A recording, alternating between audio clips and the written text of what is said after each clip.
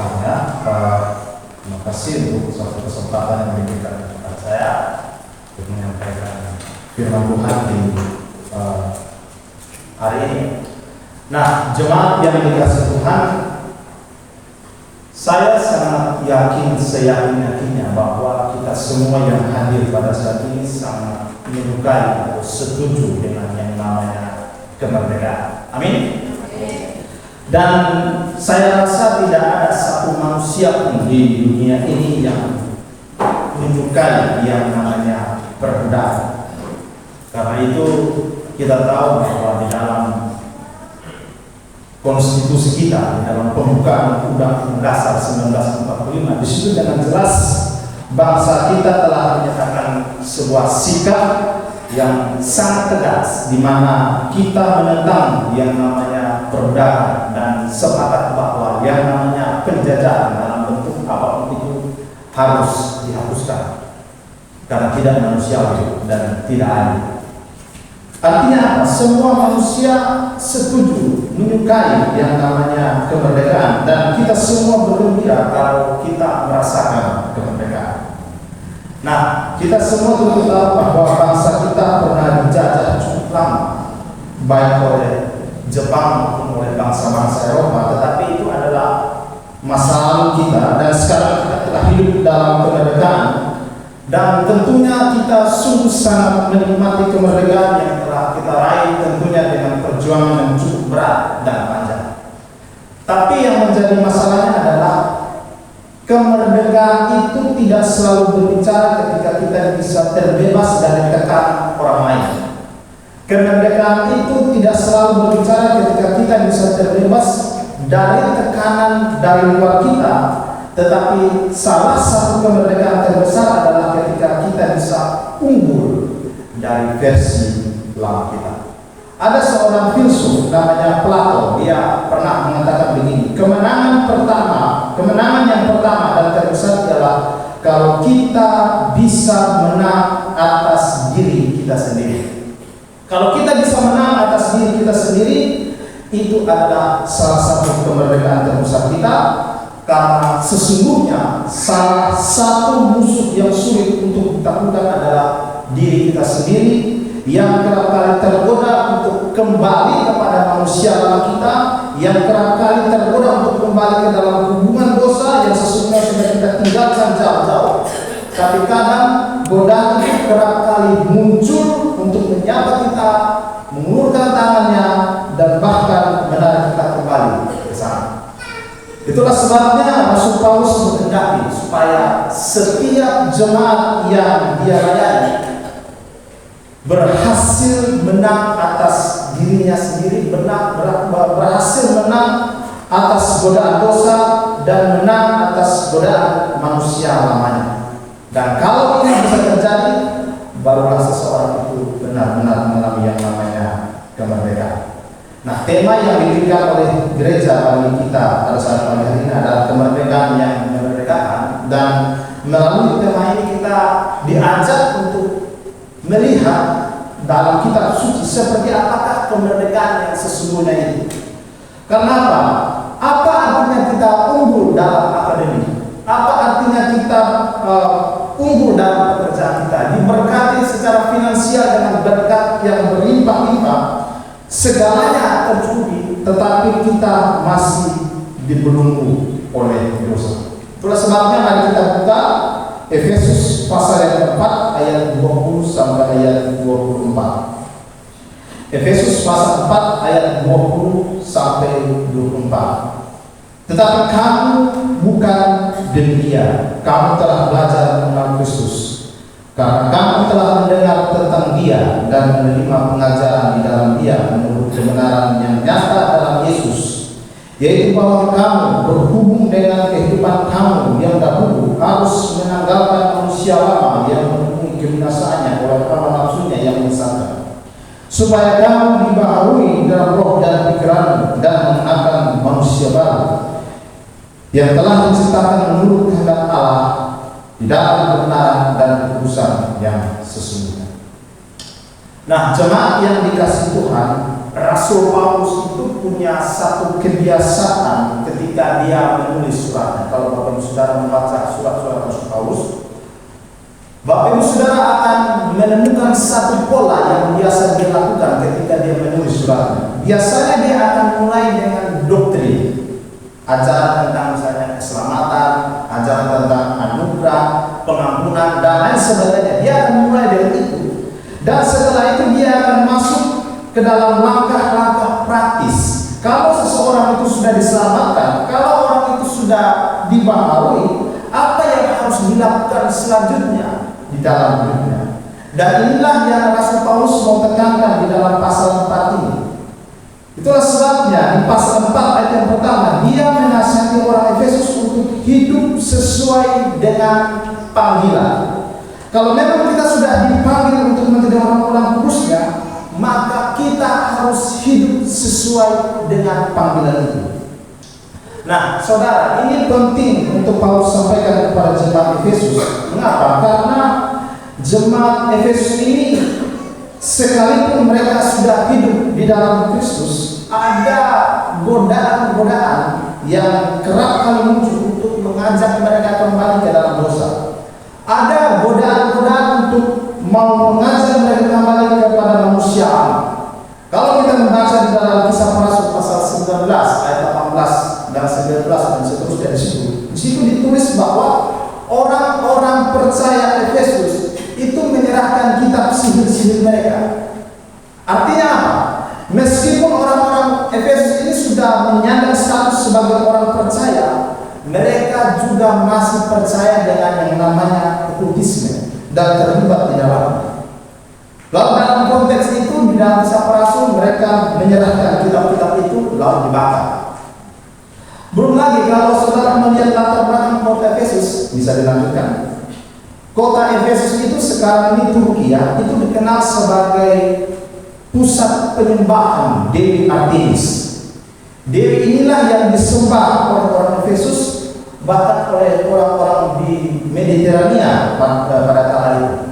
Patung Artemis bukan hanya ditemukan di daerah Turki atau di Efesus, tapi di kala itu juga bisa ditemukan di daerah Portugal, bahkan juga di Italia. Artinya apa?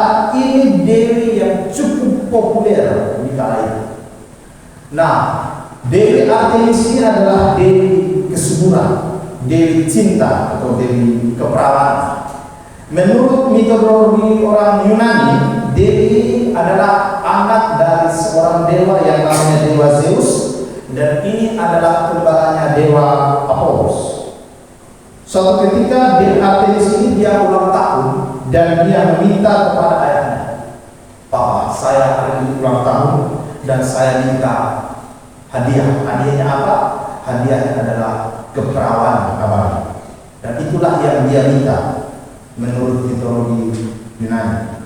Itulah sebabnya ritual penyembahan kepada Dewi Artemis akan terkait dengan seksualitas. Secara periodik orang-orang Efesus akan mengarah patung Dewi Artemis, lalu mereka akan mencelupkan patung ini ke sungai atau laut, dan lalu itu akan mereka anggap sebagai pemulihan keperawanan. Lalu ketika patung itu mereka bawa kembali ke kota, di situ sudah ada 1000 imam pelacur wanita, dan terjadilah yang namanya ritual pelacuran bakti di sana. Itulah sebabnya dalam mitologi Yunani, Dewi Artemis itu digambarkan sebagai sesosok wanita yang memiliki, mohon maaf, banyak sekali buah dada seperti yang ada di gambar ini. Dan jimat-jimat yang ada di Efesus itu semuanya berbentuk alat vital manusia.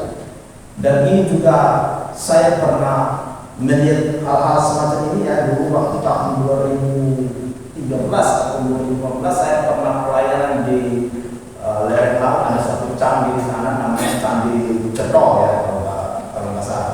Di situ banyak sekali, ya, ukiran-ukiran alat kelamin manusia dan lain sebagainya. Artinya apa? Kehidupan Efesus hari demi hari, tiap jam, tiap detik tidak terlepas dari namanya amoralitas.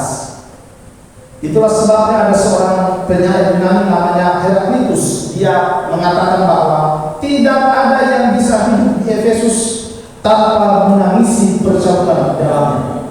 Dan dia mengatakan adalah lebih baik jika Efesus itu ditenggelamkan. Tetapi yang luar biasa adalah bahwa kuasa Kristus itu dia mampu untuk menembus segala kemustahilan. Kumpulan manusia yang nampaknya tidak bisa diselamatkan, kumpulan manusia yang nampaknya tidak bisa ditebuskan, tapi oleh kuasa darah Kristus, ketika mereka orang-orang Efesus ini mereka terima Injil keselamatan, mereka dipulihkan dan mereka dimerdekakan.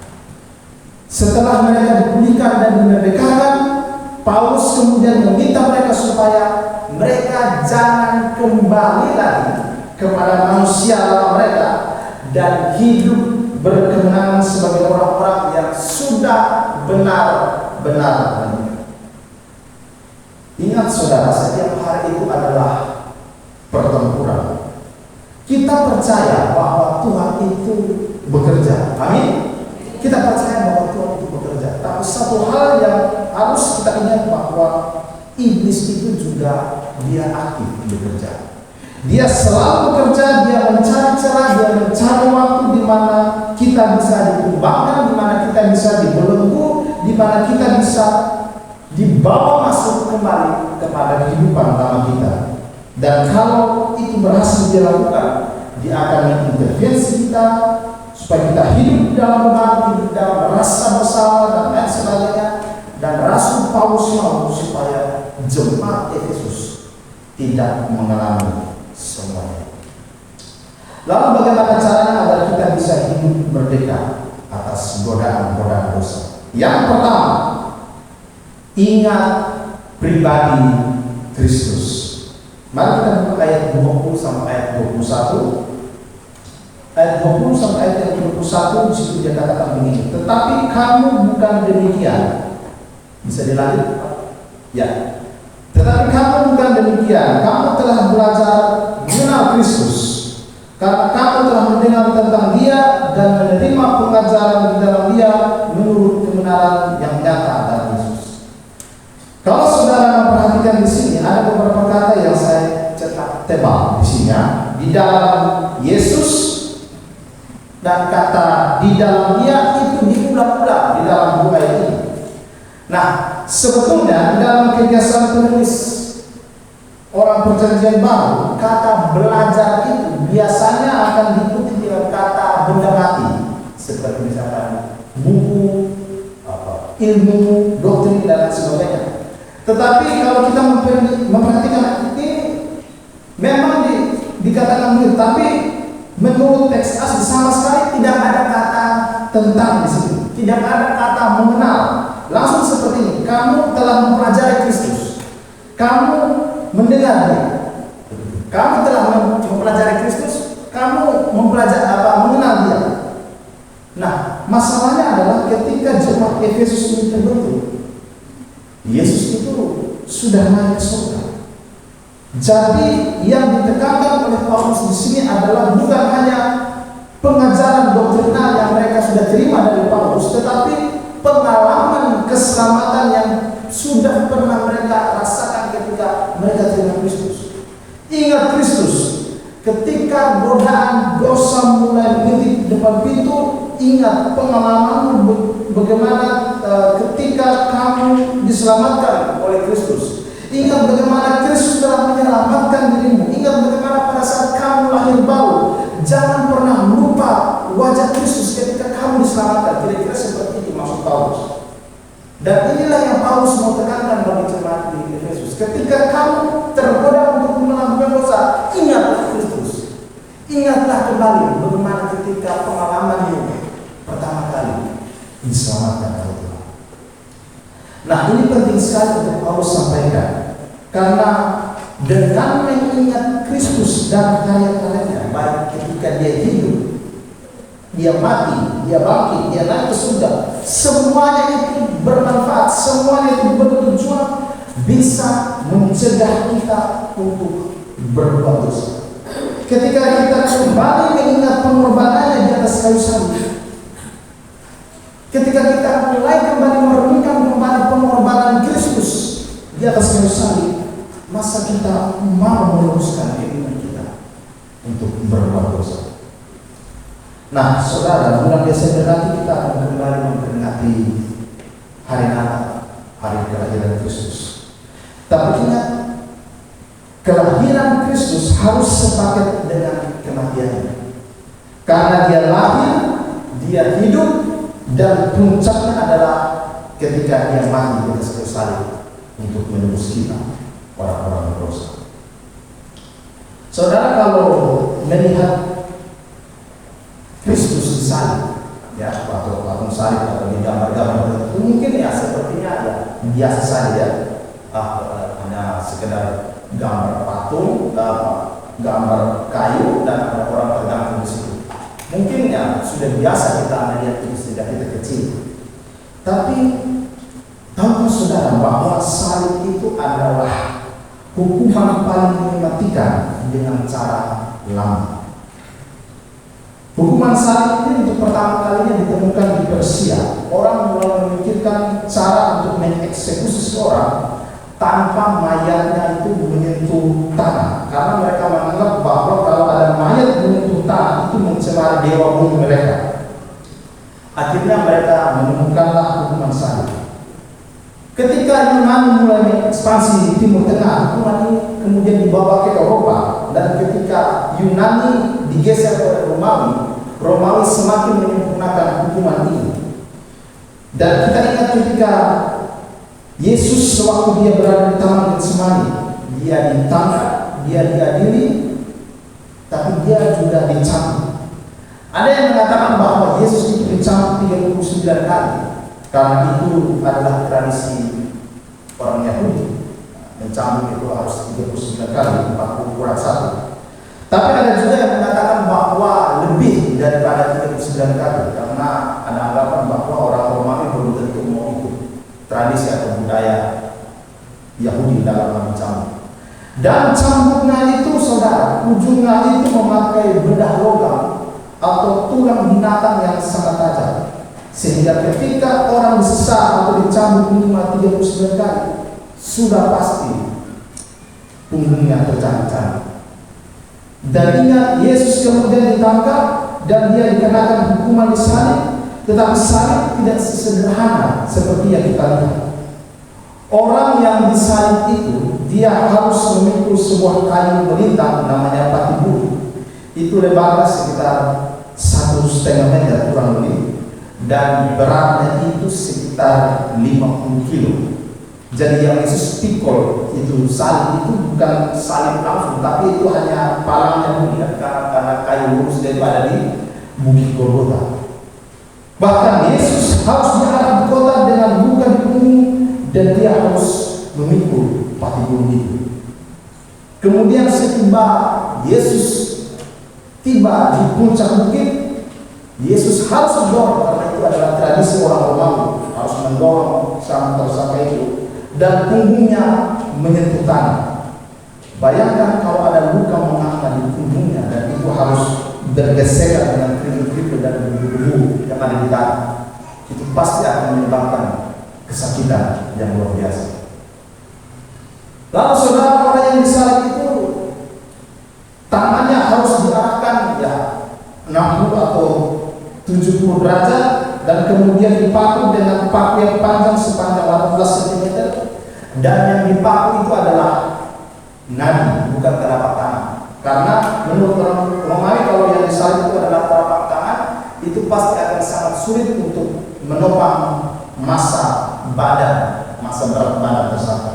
Jadi kita bisa bayangkan, Yesus dia mengalami kesulitan bernafas karena dia harus mengembangkan tulang-tulang diafragmanya, dan kakinya ditumpuk menjadi satu, dan punggung kakinya pun ditusuk dengan paku, dengan kaki dan lutut yang ditekuk, sehingga orang yang disalib itu kalau dia bernafas dia harus mengangkat kakinya.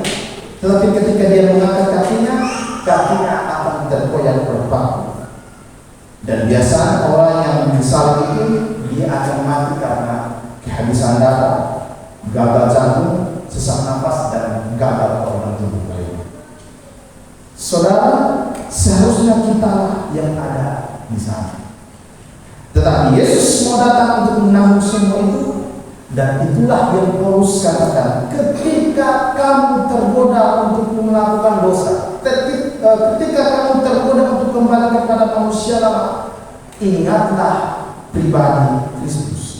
Ingatlah bagaimana Dia sangat mengasihi kita. Ingatlah bagaimana Dia sangat mengasihi saya dan saudara. Ingatlah bagaimana darahnya yang terkucur untuk menebus kita. Ingatlah Dia. Dan kita bersyukur saudara, hanya di dalam kekristenan Tuhannya mau memberikan nyawanya bagi umat. Sementara di kepercayaan barangkali meminta umatnya yang memberikan nyawanya bagi Tuhan. Tapi dalam iman Kristen, Tuhan kita lah yang memberikan nyawanya. Dan Tuhan kita tidak meminta kita untuk mati bagi Dia dengan cara yang sama. Tapi Tuhan kita meminta kita untuk hidup bagi Dia. Dan itulah yang Tuhan mau setelah kita menerima penebusan darah. Pengorbanan Kristus membuat kita yang seharusnya menanggung amarah, sekarang kita menerima anugerah. Kita yang tadinya adalah seteru, sekarang kita adalah sekutu.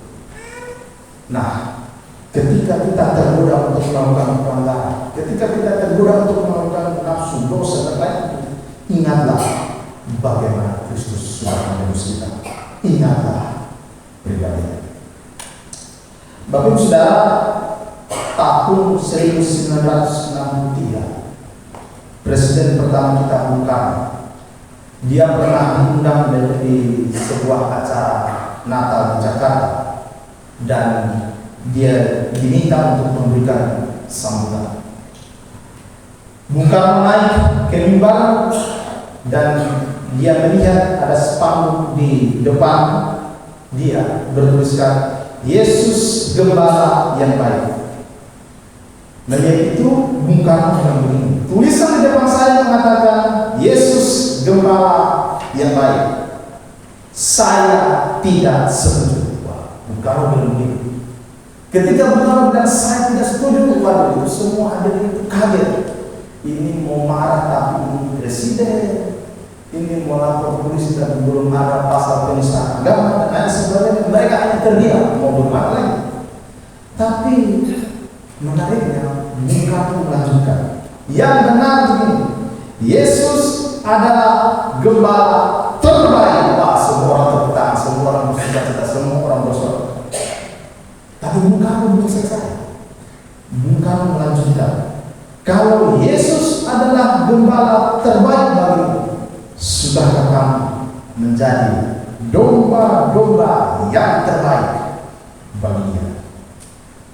Kalau Yesus sudah menjadi gembala yang rela memberikan nyawanya, memberikan hidup yang berlimpah, maukah kita semua menjadi domba-domba terbaiknya? Domba-domba yang ikut keinginannya, domba-domba yang hidup dalam kehendak. Itu yang pertama, ingat pribadi Kristus. Yang kedua, ingat pembaharuan status. Ayat 22 sampai ayat 24a, yaitu bahwa kamu berhubung dengan kehidupan kamu yang dahulu harus menanggalkan manusia lama yang memenuhi kebiasaannya oleh hawa nafsunya yang menyesatkan, supaya kamu dibangun dalam roh dan pikiran dan mengenakan manusia lama. Coba perhatikan di dua ayat ini, saya ingin menggarisbawahi kata menanggalkan manusia lama, dibangun dalam roh dan pikiran dan mengenakan manusia lama. Kalau kita melihat terjemahan LAI menunjukkan bahwa ini seolah-olah perintah, tetapi sebetulnya menurut gramatika Yunani ini bukan imperatif tapi infinitif. Intinya adalah ini bukan perintah, tapi ini adalah fakta. Ketika kita terima Yesus sebagai Tuhan dan Juru Selamat, menerima anugerah dari Dia, kita sudah berganti status, dan ini adalah fakta, bukan imperatif, bukan perintah. Ini fakta. Kita sudah berganti status. Pakaian lama kita sudah dicuci, dan sekarang kita sudah mengenakan pakaian baru. Dan uniknya, 3 kalimat yang saya garis bawahi itu, kata dibaharui dalam ayat 23 itu bentuknya present tense, artinya terus menerus. Kegiatan yang dilakukan terus menerus. Artinya apa? Meskipun kita sudah menerima status baru, tapi bukan berarti kita berhenti di situ. Pembaharuan roh dan pembaharuan pikiran itu perlu dikerjakan terus menerus. Artinya bahwa kekudusan kita itu harus kita pertahankan, bahkan terus menerus kita sempurna. Ingat baik-baik saudara, kita sudah menjadi manusia baru, kita sudah menjadi ciptaan baru, dan Alkitab membicara bagaimana kita mempertahankan status kita, bagaimana kita hidup sesuai status kita. Tidak ada cara lain selain memperbaharui roh dan pikiran kita terus menerus. Dan tentunya ini tidak bisa kita lakukan sendiri. Kita perlu Roh Kudus. Itulah sebabnya kata kerja yang dipakai itu pasif, bukan aktif. Dibaharui, bukan memperbaharui. Kenapa? Karena kita tidak bisa memperbaharui diri kita. Hanya Roh Kudus saja yang bisa. Bukan kita yang melakukan. Tapi kalau kita menyerahkan diri kita untuk dibaharui oleh Roh Kudus bekerja, maka kita bisa dibaharui terus menerus. Nah, saudara, mengapa pikiran itu penting? Karena dari pikiran itulah terpusat segala. Saya waktu kecil itu saya sangat takut dengan seekor hewan yang namanya tokek. Kenapa saya bertakut? Karena ada yang pernah bercerita bahwa tetangganya itu pernah meninggal gara-gara digigit oleh tokek. Dan sejak saat itu tertancap dalam pikiran saya bahwa tokek itu adalah hewan berbahaya, buas, setara ular. Karena itu dulu waktu kecil, setiap kali kalau saya lihat tokek, saya pasti akan lari ketakutan. Kenapa saya takut dengan tokek? Karena saya menerima informasi dan itu tertancap, tertanam di dalam kepala saya. Hingga pada akhirnya bahwa saya belajar bahwa tokek itu tidak beracun, bahwa tokek itu kalau kita jual, kita yang dapat untung, kalau ukurannya besar, dan sebagainya. Dan sejak saat itu saya tidak takut lagi. Nah, mungkin sekarang kalau ada tokek, mungkin saya akan ambil kresek dan pergi iklankan di jual beli Facebook dan lain sebagainya. Dan sekarang saya sudah tidak takut lagi. Kenapa? Karena pikiran. Semua itu tergantung bagaimana cara kita berpikir. Ada seorang tenaga misi yang aktif melakukan misi di Indonesia, dan dia berhasil menjangkau salah seorang radikal di Jakarta, dan orang ini sedang dimulihkan. Dan orang yang radikal ini dia sudah bertobat, dan dia sudah menerima Yesus, dan dia merasa bersalah. Setelah dia membaca konsep pernikahan Kristen yang mengatakan bahwa seorang laki-laki itu harus mengasihi istrinya sama seperti Yesus mengasihi gereja, bahkan rela mengorbankan nyawanya. Dia mengaku bahwa ketika dia masih berada dalam kepercayaannya yang lama, dia sering mengancam istrinya. Dia mengatakan bahwa kalau kau macam-macam, saya cerai. Kalau kau macam-macam, kamu saya mati, dan sebagainya. Saya bisa cari yang lain, dan sebagainya. Tapi setelah dia membaca konsep pernikahan Kristen, dia mulai menangis. Dia menyesal karena dia pernah melukai hati istrinya. Dia setelah membaca konsep pernikahan Kristen di mana suami harus mengasihi istri, dia mulai menyesali perbuatannya karena dia pernah menyakiti hati istri dahulu. Kenapa pikiran Bapak ini gimana? Karena itulah yang masuk dalam pikirannya. Itulah yang selama ini merasuk dalam pikirannya. Nah, saudara-saudara, kalau hal-hal kotor yang kita konsumsi setiap hari itu akan terbentuk dalam ingatan pikiran kita, dan tentunya itu akan mempengaruhi perilaku kita. Tapi kalau firman itu mengizinkan kuasa Tuhan bekerja dalam hidup kita, dalam pikiran kita, itu akan memampukan untuk kita terus hidup dalam kekudusan, sehingga kita bisa terus hidup sesuai dengan status kita. Kita semua yang hadir di sini oleh darah Yesus sudah dikuduskan, dan kita semua disebut adalah orang-orang kudus. Semua yang ada di sini adalah Santo dan Santa. Orang-orang kudus, ada Santo Stephen, ada Santo Puroko, dan lain sebagainya. Semuanya di sini Santo dan Santa. Kita semua adalah orang-orang kudus, dan kita diminta untuk hidup dalam status kita, yaitu sebagai orang-orang kudus. Nah, Bapak Ibu Saudara, sejarah itu pernah mencatat bahwa pernah terjadi yang namanya revolusi Prancis di tahun 1789 sampai 1799. Pada waktu itu Raja Louis XVI ditangkap beserta istri dan anak-anaknya.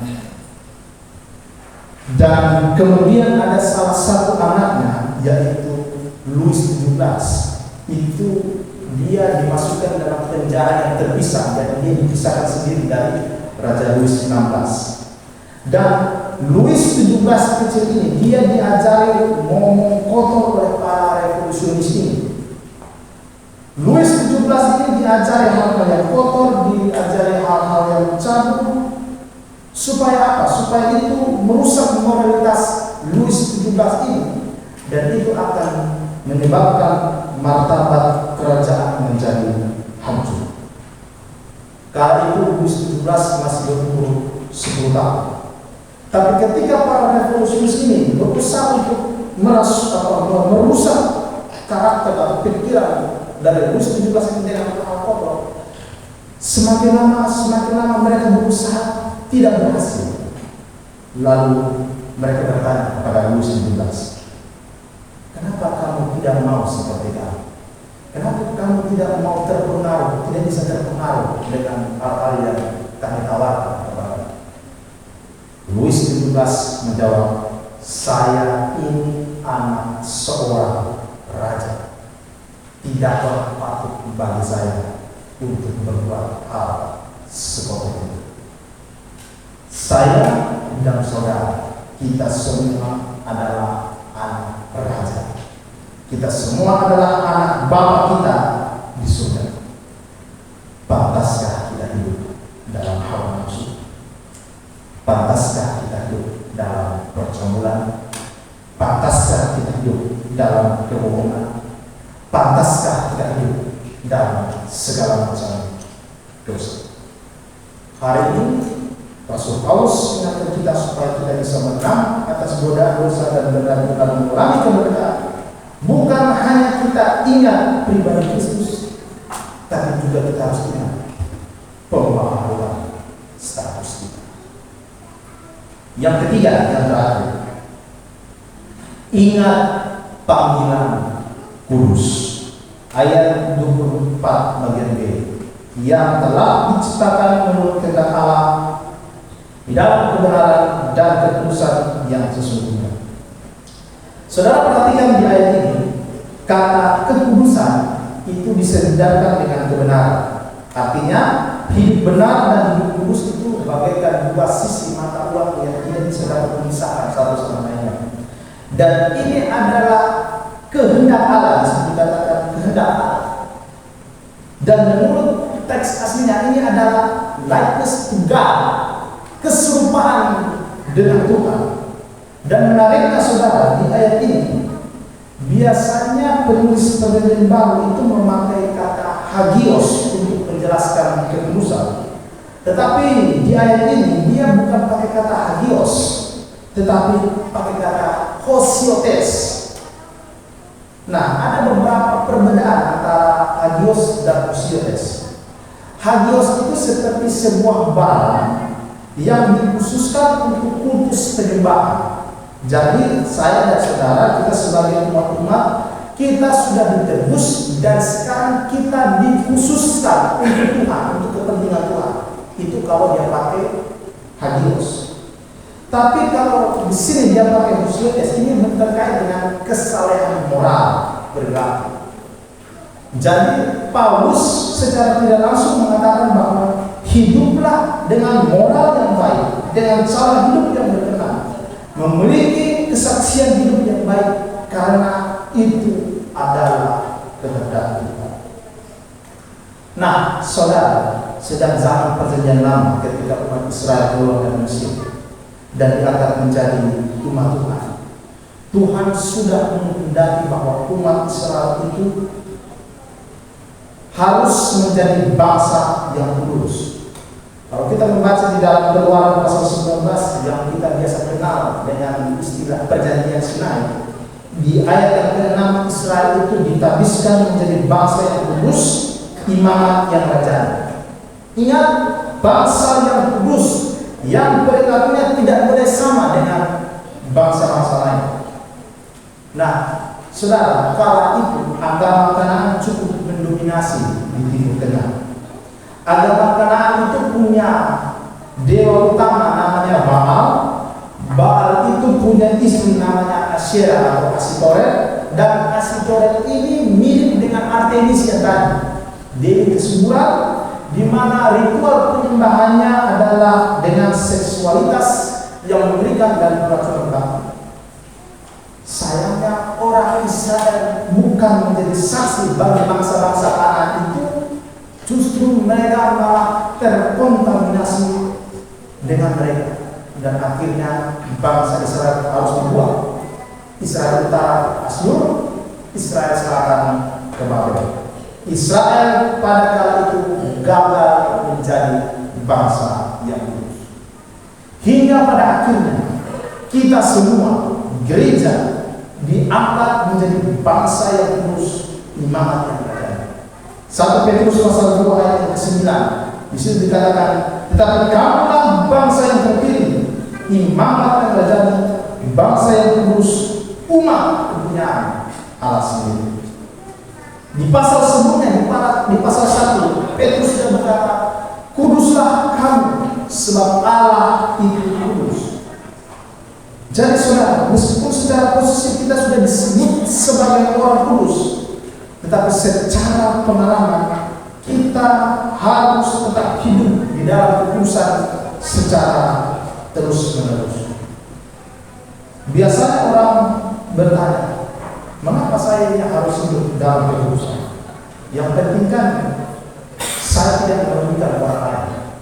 Yang penting kan saya tidak mengganggu orang lain. Tapi sesungguhnya saudara, kita semua kita ini dipilih oleh Tuhan untuk menjadi saksi.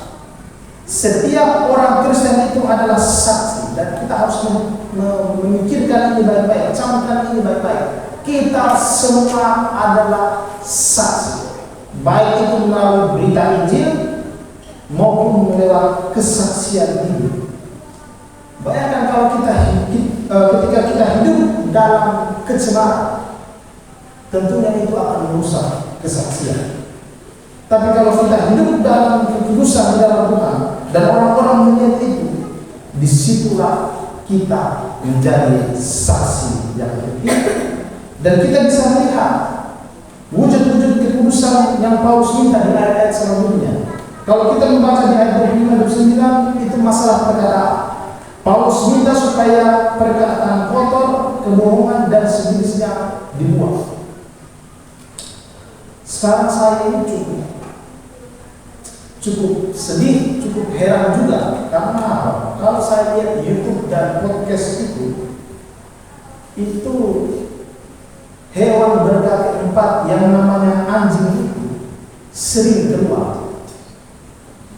Silahkan coba lihat itu podcast itu. Sering sekali keluar itu lewat itu.